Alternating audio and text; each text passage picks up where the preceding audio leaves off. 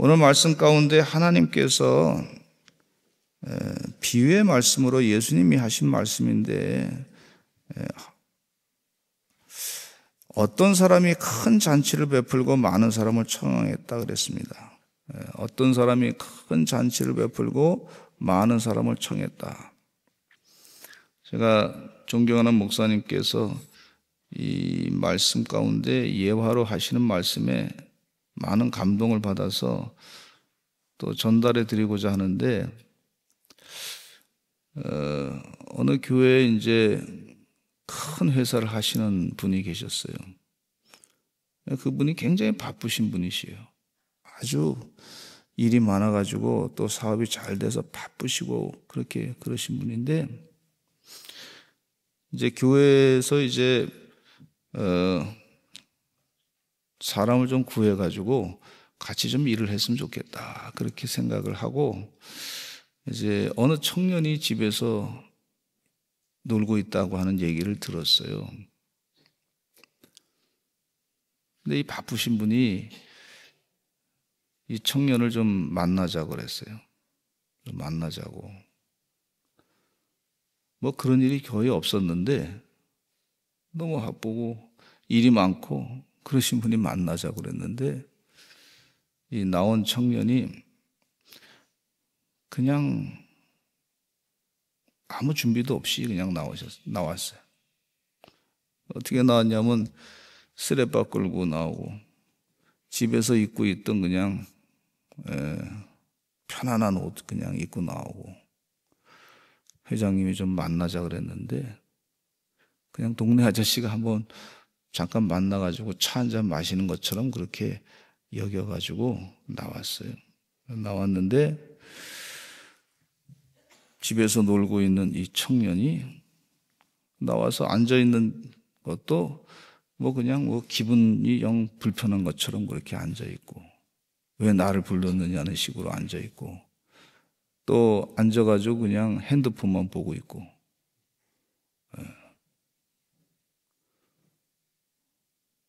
이 청년에게 있어서, 그리고서 이제 무슨 할 얘기 있냐고 이 청년이 또 얘기했는데, 그리고 별로 없다고 그냥 갔어요.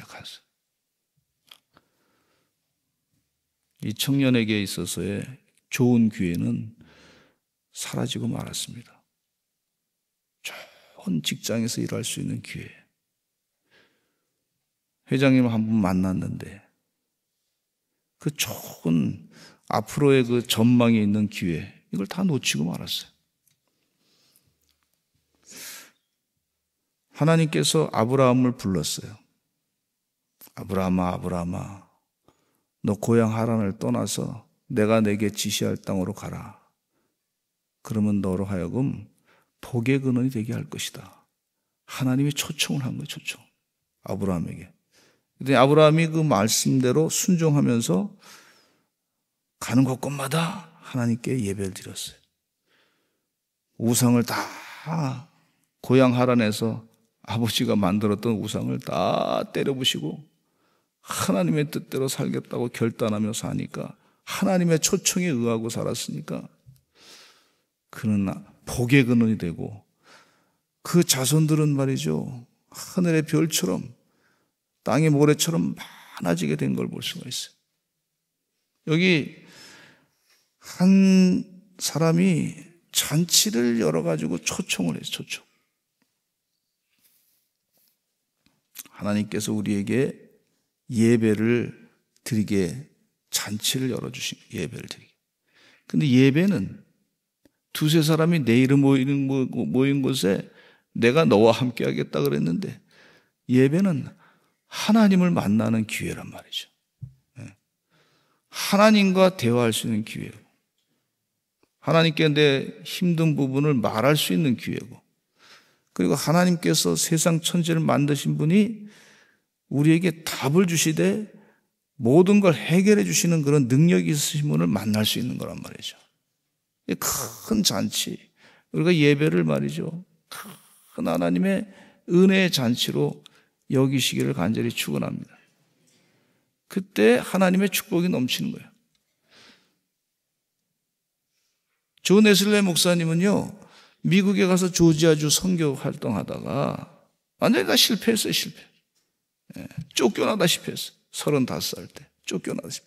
다시 영국으로 돌아왔는데 그가 수요일 날 그가 어디 이제 마음에 둘 데가 없어가지고 이제 습관을 따라서 터덜터덜 올더스케이 거리에 있는 성경군악부에 가서 참석을 했어요. 근데 실패하고 망가지고 그러면은 일반적으로 아예 교회도 가고 싶지 않고 아니면 누구 만나기 싶지도 않고 부끄럽고 뭐 이렇단 말이죠.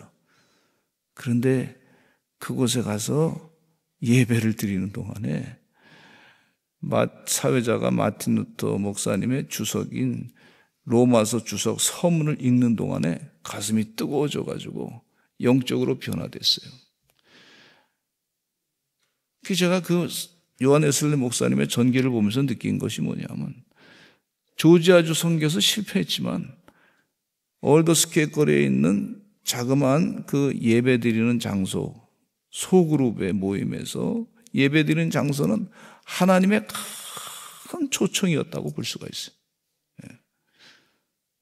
실망했지만 낭패와 실망이 있었지만은 하나님의 엄청난 초청이 그 예배 가운데 있었던 걸 볼 수가 있고 그분이 말씀에 변화돼 가지고 큰 변화로 말미암아 성령이 충만하고 은혜가 충만해 가지고 세계 만방에 복음을 전하는 그런 큰 감리교회의 부흥을 이뤘던 걸 볼 수가 있어요. 우리가 예배 드릴 때 하나님께 신령과 진정으로 예배하시기를 간절히 축원합니다. 하나님의 큰 잔치. 비유로 말씀하시는데 저는 이 말씀을 잔치를 예배라고 저는 생각합니다. 예배. 그렇게 하고 오늘 말씀을 은혜를 받고자 하는데 그래서 17절 보니까 잔치할 시각에 그 청하였던 자들에게 종을 보내어 오소서 모든 것이 준비되었나이다 그랬어요. 사람들을 많이 오라고 그랬어요. 잔치를 베풀어 잔치. 하나님을 만나는 잔치. 여러분 잔치하면은 그 누구가 주인이 되면 그 사람이 그 주인 된 사람을 만나고지 않습니까? 부른 사람을 잔치, 동네 잔치 벌렸다 그러면 뭐 칠순잔치 혹은 뭐 팔순잔치 큰 동네 생일잔치 한다 그러면 그렇게 잔치를 벌이잖아요.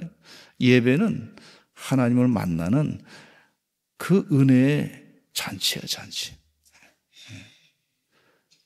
그렇게 생각하고 내가 하나님 만나야 되겠다. 한 말씀이라도 은혜 받아야 되겠다. 그리고 예배에 참석하시는 큰 잔치에 참여하시는 주의 종들이 되시기를 간절히 축원합니다.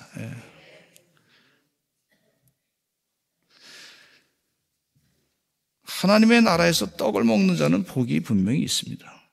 말씀의 떡, 영의 양식, 이 영의 양식을 먹는 자는 복이 있어요. 하나님 말씀은 영원한 것이라고 말씀했어요. 세상 것은 다 사라지지만 천지가 없어질지라도 하나님 말씀 한 줄의 말씀이 그대로 남아있다 그랬습니다. 예배 자리에 오셔서 하나님 말씀에 집중하시고 그 하나님의 은혜의 말씀 가운데 영원한 기쁨을 누리시는 영원히 즐겁고 기쁘시는 그런 주의 종들이 되시기를 간절히 축원합니다. 그런데 이 초청을 거절하는 사람들이 있는데 안타깝게 거절하는 사람이 있어요.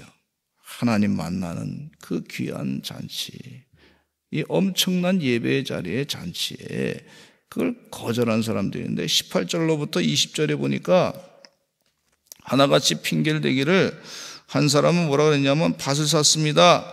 또 한 사람은 소를 샀습니다. 또 다른 사람은 결혼했기 때문에 잔치에 갈 수 없습니다. 그 하나님의 베푸시는 잔치보다 세상의 삶을 더 중요하게 여긴 것을 볼 수가 있어요. 이 핑계하면서 예배를 등한시하는 그런 경우가 없기를 바랍니다. 내가 이것 때문에는 못합니다. 저것 때문에 예배에 참석 못합니다. 뭐 그런 경우가 물론 뭐 사업상에 또 뭐 일 때문에 뭐 여러 가지 이제 이유가 있겠지만은 그러나 마음 가운데는 늘 생각하기를 내가 예배를 등한시하지 말아야겠다. 따라서 한번 하시죠. 예배를 등한시하지 말자. 하나님의 전에 나와서 늘 예배하는 자로 살아간다 그랬는데 내가 하나님을 늘 만나고 하나님을 내 안에 모시고 살고 있으면 그 예배란 말이죠. 예배자의 자세로 그렇게 살아가시기를 간절히 축원합니다. 코로나를 지나면서 우리가 예배를 제대로 드리지 못할 때 편안하게 예배 드릴 때 너무너무 편안하게 예배 드렸는데 코로나를 지나면서 한 3년 동안 예배를 제대로 드리지 못하고 막 그냥 억압을 당하고 막 그냥 그런 느낌 가운데 자유가 억압당하는 그런 느낌 가운데 살았는데 그때 느낀 깨달음이 뭐냐면 이 예배가 말이지 그전에는 아주 자유롭게 편안하게 드렸는데 하나님께 예배 드리는 것도 이것도 얼마나 소중하고 귀중한 건지 그 코로나 과정을 거치면서 예배 드리는 게 이게 이 자유가 얼마나 중요한지를 가치를 깨닫게 되는 은혜의 시간이었다고 볼 수가 있습니다. 그리고 마스크를 다 끼고 다니니까 말이죠. 우리가 자유롭게 말을 하고 마스크를 열고 얘기하는 것이 얼마나 축복이었는지 그것도 은혜 가운데 감사하게 됐어요. 그 쓸데없는 말을 우리가 혹시나 그동안 많이 했는데 그걸 다 하나님이 다 막아주신 거 아닌가? 오히려 감사한 마음을 가지고 신령과 진정으로 예배드리는 자세를 또 더 깊이 생각했던 은혜의 시간이었던 걸 볼 수가 있어요. 우리가 참 핑계할 것 많습니다. 핑계하면서 핑계하지 마시고 주님 은혜 가운데 신령과 진정으로 예배하시기를 간절히 축원합니다. 학교 다니다 보면 학생들이 좀 지각하고 늦을 때가 있는데 혹은 안 나올 때도 있고 그런데 학생들이 오랫동안 학교 생활하면서 왜 늦게 왔냐고 선생님이 물으면 핑계하는 것이 점점 이게 진화가 됩니다. 뭐 아팠다든지 혹은 뭐 버스 타는데 뭐 차가 늦게 왔다든지 혹은 비가 와가지고 뭐 길이 안 좋아서 지금 늦을 수밖에 없다든지 혹은 뭐 교통이 지금 차가 많이 막혀가지고 뭐 늦었다든지 뭐 핑계가 점점 진화하고 저희 친구 가운데는 말이죠. 우리 부모님이 굉장히 몸이 아파가지고 지금 내가 아침을 제대로 챙겨 먹지 못하고 왔는데 왔다고. 근데 그 아프신 부모님이 점심시간에 도시락을 들고 왔어요. 핑계거리가 점점 늘어나. 혹시 우리가 신앙생활 오래 하면서 하나님 앞에 핑계거리를 많이 늘어놓는 사람들은 아닌지 오래 신앙생활을 했단 말이에요. 30년, 40년 신앙생활. 혹시 우리가 그런 핑계거리를 잘 찾는 그런 사람들이 아닌지.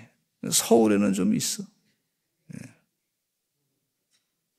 혹시 내가 오래 신앙생활 했는데 교회 다니고 막 그러는데 혹시 이 핑계거리를 진화해가지고 자꾸 핑계거리를 내는 사람은 아닌지 주님의 초청, 예배의 초청에 혹시 그런 사람은 아닌지 나를 한번 돌아보시기를 간절히 바랍니다. 이 사순절 기간 동안에 우리 주님께서 좋은 잔치를 은혜 받는 자리에 앉아서 잔치를 주님 만나는 잔치를 베풀어 주셨단 말이에요. 그런데 그 잔치에 핑계거리를 많이 대서 어떻게든지 참여 안 하려고 하는 그런 사람들이 아닌지 내 자신을 돌아보시고 영적으로 바른 믿음의 결단하시기를 간절히 축원합니다. 그랬더니 말이죠. 주인이 사람들이 하도 안 오니까 뭐라 하냐면 23절에 보니까 이런 말씀하고 있어요. 23절과 24절에 읽겠습니다. 시작. 주인이 종에게 이르되 길과 산호타리를 가러 가서 사람을 강권하여 데려다가 내 집을 채우라. 내가 너에게 말하노니 전에 청하였던 그 사람들은 하나도 내 잔치를 맛보지 못하리라 하였다 하시니라. 너무 안타까운 거예요. 안 온다고 다 핑계대니까. 그러니까 주인이 종에게 얘기해가지고 누구든지 다 될 거라 강권하여 데려다가 내 집을 치우라. 그 전에 청하였던 그 사람들은 하나도 내 잔치를 맛보지 못하리라. 그러면서 다른 사람들이 다 잔치를 맛보는 거예요. 초청을 먼저 한 사람보다도 초청을 안 받았던 사람들이 다 잔치에 참여해가지고 그 잔치의 즐거움을 만끽할 수 있는 기회를 주는 걸 볼 수가 있어요. 여러분, 이게 얼마나 억울한 일입니까? 예? 하나님이 주신 귀한 잔치, 그 잔치에 내가 축복을 받아야 될 텐데, 그 기쁨을 누려야 될 텐데 초청에 응하지 않으니까 다른 사람에게 다 뺏기고만 이 안타까운 일이 있을 수 있단 말이죠. 지금 그 말씀을 주님께서 하고 계세요. 주의 은혜 가운데 우리 사랑하는 서산제일감리교 성도들은 하나님의 잔치, 예배에 진실하고 성실하고 신령과 진정으로 예배에 참여하시는, 그래서 하나님의 잔치에 참여하시고 하나님의 큰 축복의 잔치에 아브라함처럼 믿음에 결단하고 사시는 은혜의 종들이 다 되시기를 간절히 축원합니다. 하나님이 좋은 곳 주시려고 작정하셨는데 혹시 내가 그 좋은 곳을 내 발로 차버리는 자가 아닌지, 내 자신을 삶과 주위에서 하나님의 주신 축복을 감당하시는 은혜의 종들 되시기를 간절히 축원합니다. 우리 다 같이 주여 많이 하시고 통성으로 기도하겠습니다. 하나님, 복의 복을 더하여 주시옵소서. 우리에게 기도의 축복을 주셨는데 기도하게 하시고 주의 능력을 체험하게 하시고 주님이 일하시는 것을 다 깨닫게 하여 주시옵소서. 우리 주여 많이 하시고 통성으로 기도하겠습니다. 주여